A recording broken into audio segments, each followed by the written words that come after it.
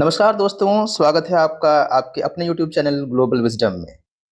तो दोस्तों, आज हम पढ़ेंगे detailed summary of Macbeth by William Shakespeare. ठीक है।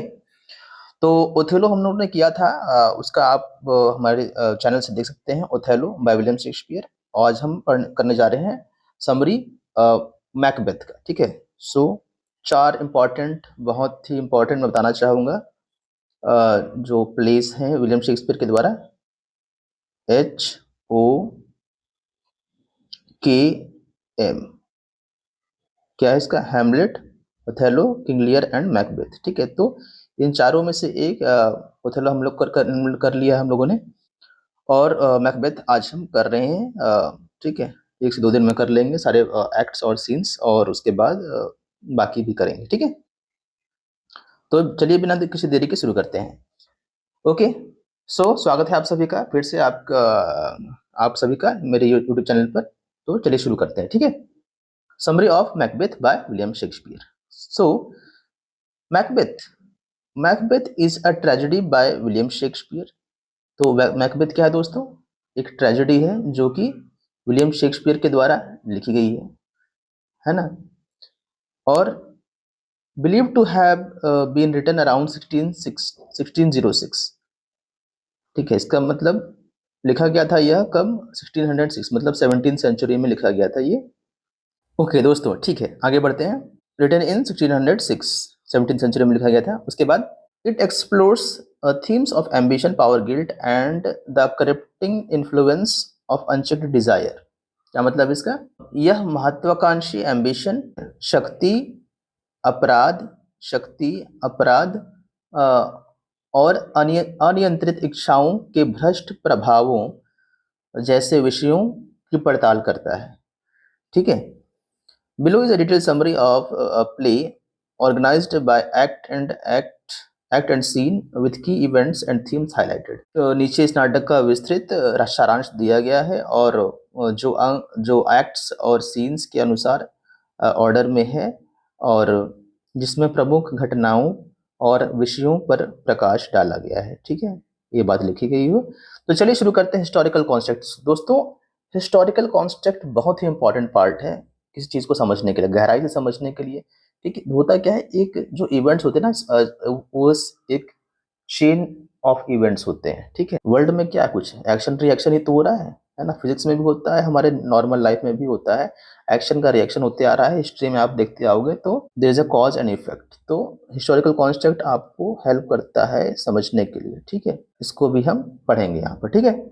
Written during the reign of king James first, Macbeth reflects James interest in witchcraft.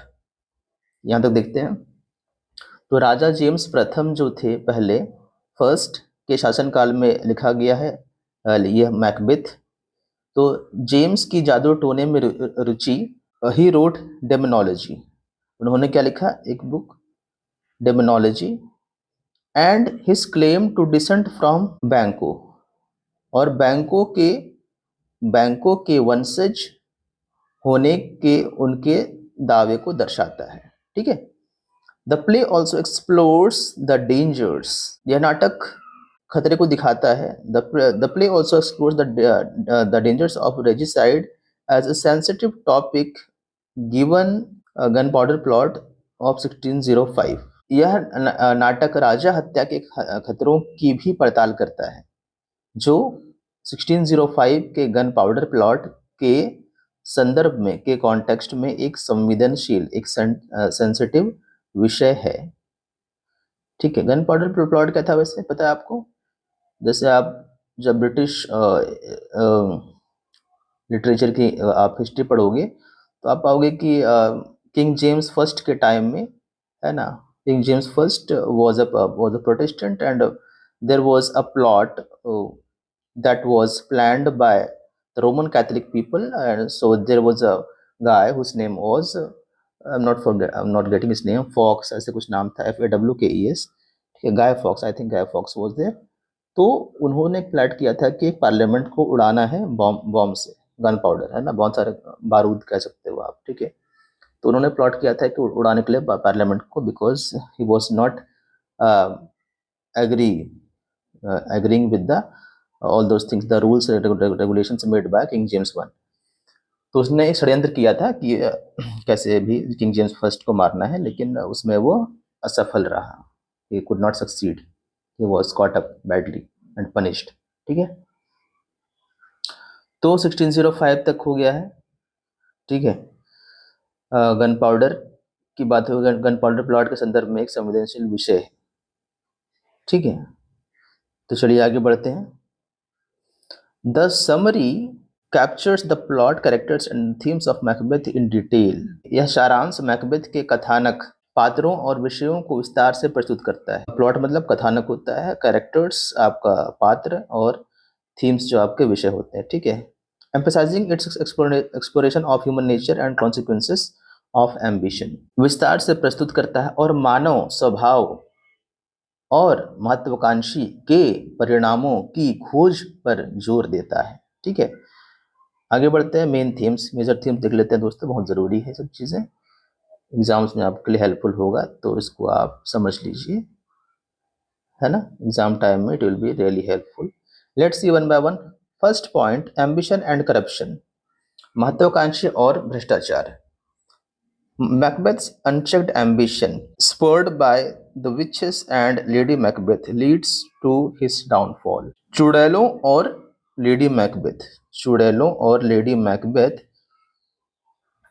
के द्वारा प्रेरित मैकबेथ की अनियंत्रित महत्वाकांक्षाएं उसके पतन का कारण बनती हैं। ठीक है, नेक्स्ट है fate versus free will. The witches prophecies suggest fate, but Macbeth's choice drive the tragedy. तो चुड़ैलों की भविष्यवाणियां, ठीक है, चुड़ैलों की भविष्यवाणियां भाग्य का संकेत देती हैं, भाग्य का संकेत देती हैं, but Macbeth's choice drive the tragedy. लेकिन मैकबेथ के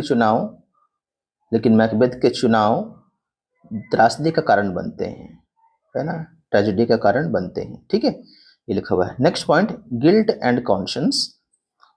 गिल्ट एंड कॉन्शियंस मीन्स अपराध बोध और विवेक, अंतरात्मा। ठीक है, both Macbeth and lady Macbeth are tormented by guilt manifested in hallucinations and madness.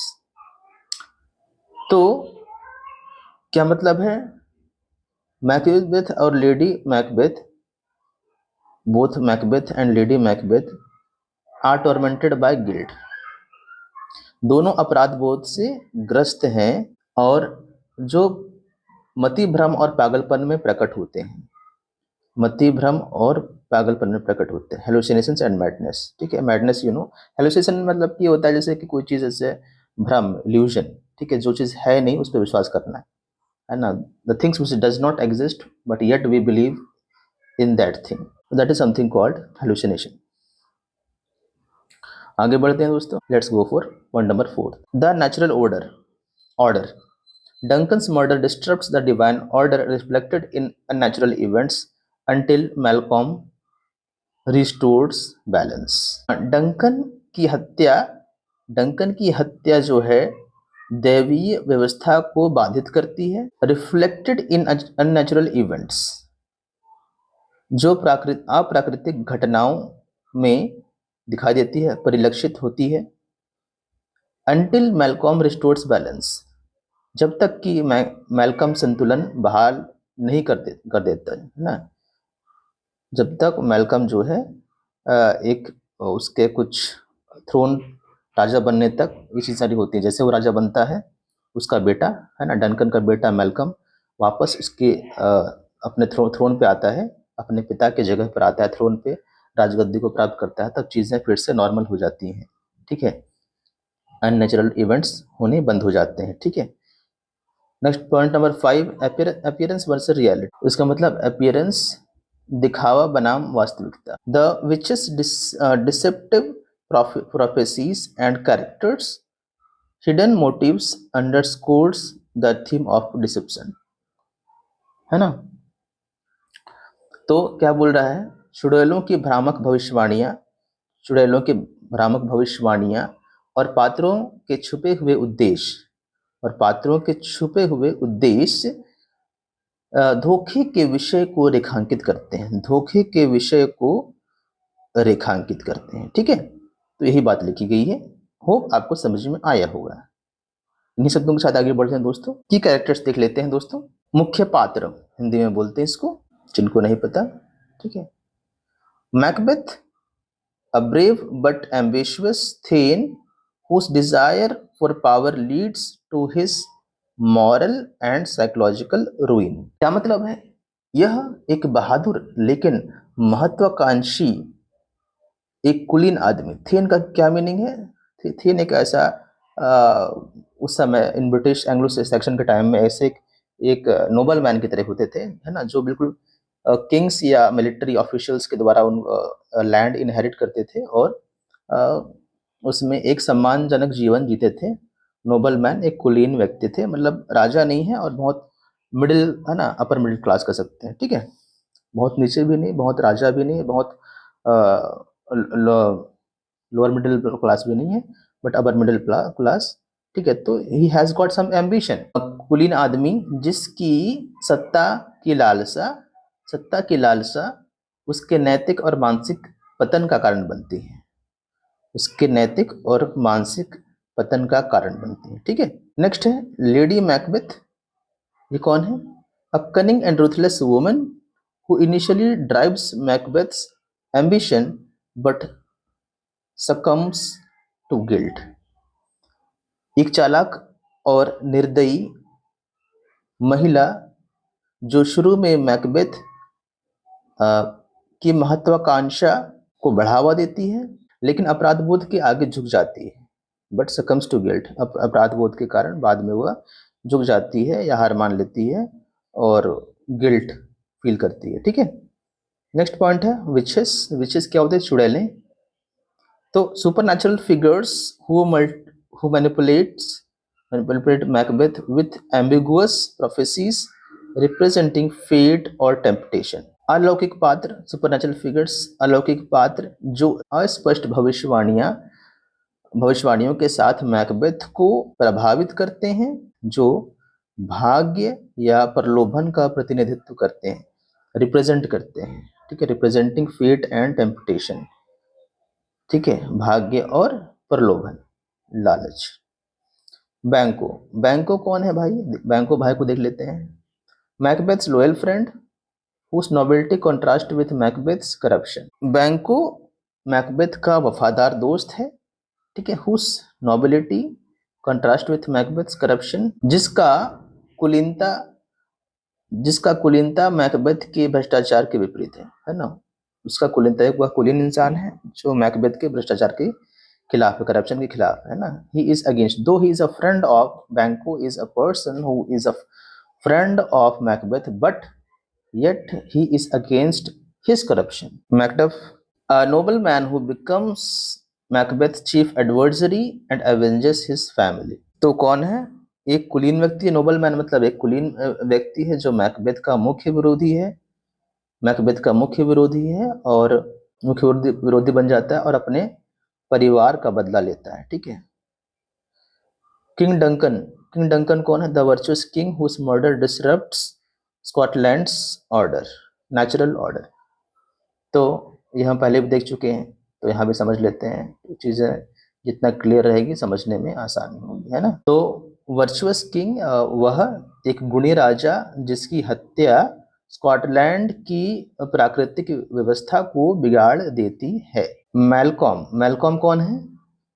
Duncan's son and rightful heir who restores as king. Duncan का पुत्र और वास्तविक उत्तराधिकारी जो राजा के रूप में व्यवस्था बहाल करता है। अब दोस्तों आ गए हम अपने एक्ट 1 की तरफ। वेरी इंपॉर्टेंट, टैन टैन टैन। ठीक है, तो act 1 that is very important. We will having different acts 5 6 7 जितने भी होंगे, तो सारे एक्ट करेंगे और हर एक्ट में के अंदर सीन होंगे। ठीक है, तो सारा हम कवर करेंगे one by one. Act 1, the seeds of ambition, महत्वाकांक्षा के बीज। की themes in act 1, ambition, ambition, fate versus free will, the supernatural and the power of persuasion. मतलब महत्वाकांक्षा, भाग्य, भाग्य बनाम स्वतंत्र इच्छा, सुपरनैचुरल अलौकिक शक्ति, और अनुनय विनय की शक्ति, अनुनय विनय की शक्ति, परसुएशन, पावर ऑफ परसुएशन, अनुनय विनय की शक्ति। The witches plant the seed of ambition, and Lady Macbeth amplifies it, and it setting the stage for moral corruption. चुड़ैलें महत्वाकांक्षा का बीज बोती हैं और लेडी मैकबेथ उसे और बढ़ाती है, नैतिक भ्रष्टाचार का मंच तैयार करती है। ठीक है, तो ऐसा कुछ यहाँ पर घटना घटित होता है। बात करते हैं सेटिंग की। सेटिंग क्या है? हिंदी में बोलते हैं परिदृश्य। ठीक है, परिदृश्य, setting, Scotland during a war against Norway and internal rebellion. तो नॉर्वे के खिलाफ युद्ध और आंतरिक विद्रोह के दौरान। सीन 1 शुरू करते हैं दोस्तों, बहुत ही इंटरेस्टिंग है, बने रहिएगा इस वीडियो के साथ में। ठीक है, आई होप आप एंजॉय कर रहे होंगे और आपको आगे भी बहुत मजा आने वाला है। ठीक है, the play opens with 3 witches, the weird sisters, meeting on a stormy heath। क्या मतलब इसका? नाटक की शुरुआत 3 चुड़ैलों, विचित्र बहनें, वियर्ड सिस्टर्स, विचित्र बहनें, meeting on a stormy heat. नाटक की शुरुआत 3 चुड़ैलें, विचित्र बहनें हैं कि एक तूफानी घास के मैदान पर मुलाकात से होती है। नाटक की शुरुआत। ठीक है, प्लानिंग टू कन्फ्रंट मैकबेथ, जो कि मैकबेथ से कन्फ्रंट, भिड़ने की योजना बना रही है। Their cryptic dialogue establishes an ominous tone and foreshadows supernatural influence. उनके गूढ़ संवाद मतलब गूढ़, बहुत ज्यादा रिग्रेस टाइप का। ठीक है, cryptic dialogue establishes an ominous tone and foreshadows supernatural influence।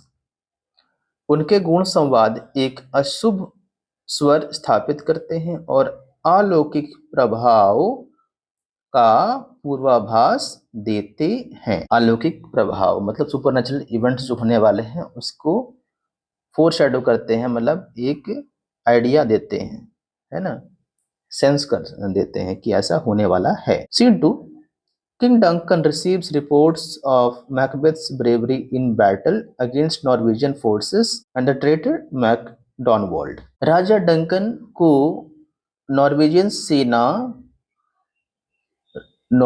सेना और गद्दार, ट्रेटर मतलब गद्दार मैकडॉनवर्ड के खिलाफ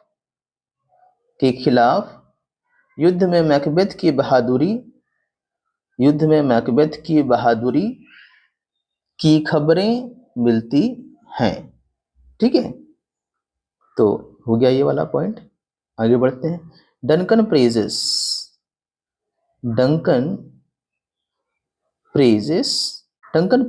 Macbeth a noble Thane and decides to reward him with the title Thane of Cawdor after the current Thane's betrayal। Duncan एक कुलीन थानेदार डंकन मैकबेथ की प्रशंसा करता है और वर्तमान थानेदार के विश्वासघात के बाद उसे काउडोर के थानेदार की उपाधि से पुरस्कृत करने का फैसला करता है। ठीक है, डंकन प्रेजेस मैकबेथ, डंकन जो है मैकबेथ की प्रशंसा करता है, जो कि एक कुलीन नोबलमैन है। ठीक है, कुनील then, and decides to reward him, उसको प्राइज देने के लिए डिसाइड करता है विद द टाइटल उसको देता है थेन ऑफ काउडोर। ठीक है, आफ्टर द करेंट थेन्स बिट्रेयल, है ना, जो कि वर्तमान थानेदार के विश्वासघात के पास। थेन मतलब थानेदार यहाँ पर है। सीन 3, बढ़ते हैं सीन 3 की तरफ दोस्तों। Macbeth and his friend Banquo encounter the witches on a heath। ठीक है, तो मैकबेथ और उसका दोस्त बैंको जो है एक घास के मैदान में, एक हीथ मीन्स घास का मैदान, घास के मैदान में चुड़ैलों से मिलते हैं, चुड़ैलों से मिलते हैं, एनकाउंटर विचेस, चुड़ैलों से मिलते हैं। विद द विचेस प्रोफेसी, चुड़ैलों की भविष्यवाणियाँ, ठीक है, चुड़ैलों की चुड़ैलें भविष्यवाणी करती हैं, ठीक है। Macbeth will become the thane of Cawdor and then king of Scotland. Macbeth Cawdor का थानेदार बनेगा, फिर स्कॉटलैंड का राजा बनेगा। Banquo's descendants will be kings though he will not. बैंकों के वंशज राजा बनेंगे, हालांकि वह राजा नहीं बनेगा, उसके डिसेंडेंट्स बनेंगे राजा, लेकिन वह बैंकों खुद स्वयं राजा नहीं बनेगा, ठीक है।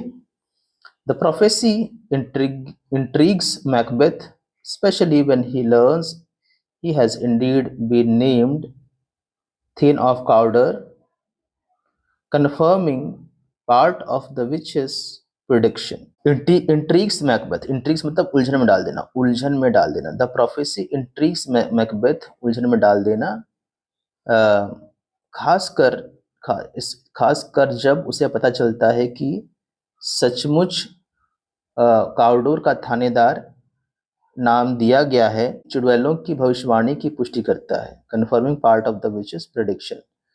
Ambition begins to stir in him. उसके अंदर महत्वाकांक्षाएं जागने लगती, नेचुरल सी बात है ना, ठीक है। जब दोनों हाथ में लड्डू आने लगे तो इंसान सोचता है कि मेरा तो कुछ अच्छा टाइम आने वाला है, तो ऐसा ही कुछ उसके साथ में हो रहा है, ठीक है। सीन 4, आगे बढ़ते हैं दोस्तों। Duncan names his son Malcolm as heir to the throne, which frustrates Macbeth's growing ambition. Duncan अपने बेटे मैल्कम को सिंहासन का उत्तराधिकारी घोषित करता है, जिससे मैकबेथ की बढ़ती महत्वाकांक्षाएं विफल हो जाती हैं, ठीक है। नॉर्मल सी बात है, उसके अरमानों पर पानी फिर गया, दिल के अरमान आंसुओं में बह गए, ठीक है। कुछ ऐसा ही उसके साथ में होता है। So we know that the hope is the root cause of every problem, expectation. Scene 5, Lady Macbeth reads a letter from Macbeth about the witches' prophecy. Lady Macbeth चुड़ैलों की भविष्यवाणी के बारे में मैकबेथ का एक पत्र पढ़ती है, ठीक है। She fears Macbeth is too kind to seize the throne and resolves to push him towards murdering Duncan. उसे डर है कि मैकबेथ इतना दयालु है कि सिंहासन हथिया नहीं पाएगा और वह उसे डंकन की हत्या करने के लिए मजबूर करने का निश्चय करती है। When Macbeth arrives, she begins manipulating him, urging him to act decisively. Macbeth के आने पर वह उसे अपने झांसे में लेना शुरू कर देती है और उसे निर्णायक कार्रवाई करने के लिए उकसाती है, ठीक है। तो scene number 6, Duncan arrives at Macbeth's castle and is warmly welcomed by Lady Macbeth who hides her treacherous intentions. Scene number 6, okay. Duncan Macbeth के महल पहुंचता है और लेडी मैकबेथ उसका गर्मजोशी के साथ स्वागत करती है, ठीक है, और उससे जो अपने विश्वासघाती इरादों को छुपाती है, hides treacherous intentions. Scene number 7. Macbeth wavers, torn between ambition and loyalty to Duncan. Macbeth महत्वाकांक्षा और डंकन के प्रति वफादारी के बीच उलझा हुआ है, धर्म संकट में पड़ गया, क्या करें, है ना, अपने थ्रोन को देखें या डंकन राजा की वफादारी निभाएं। Lady Macbeth insults his manhood and outlines a plan to kill Duncan while he sleeps. Lady Macbeth उसकी मर्दानगी का अपमान करती है और डंकन को सोते हुए मार डालने की योजना बनाती है। Framing his servants for the crime, Macbeth reluctantly agrees, और उसके नौकरों को इस अपराध के लिए जिम्मेदार ठहराती है। मैकबेथ अनिच्छा से मान जाता है, ना चाहते हुए भी मान जाता है। ठीक है, ऐसा ही होता है जीवन में, है ना, जो चाहते हैं हम होता नहीं, जो नहीं चाहते हैं वो हो जाता है। और इन्हीं शब्दों के साथ दोस्तों यह वीडियो खत्म होती है। I hope you have understood the introductory part and the major themes and historical context all those things। ठीक है, तो इसमें और भी वीडियो आएंगे। यस, एक्ट 1 था, act 1 successfully we have done, act second, third, fourth and so on will come in the further videos, है ना। तो इसलिए आप प्लीज़ चैनल को लाइक शेयर सब्सक्राइब जरूर कर दें, है ना। कोई डाउट हो तो आप निस्संदेह, you are most welcome to comment in the comment box। Okay, till then, thank you so much। जय Hind, Vande Mataram. Thank you so much। Okay, goodbye, take care।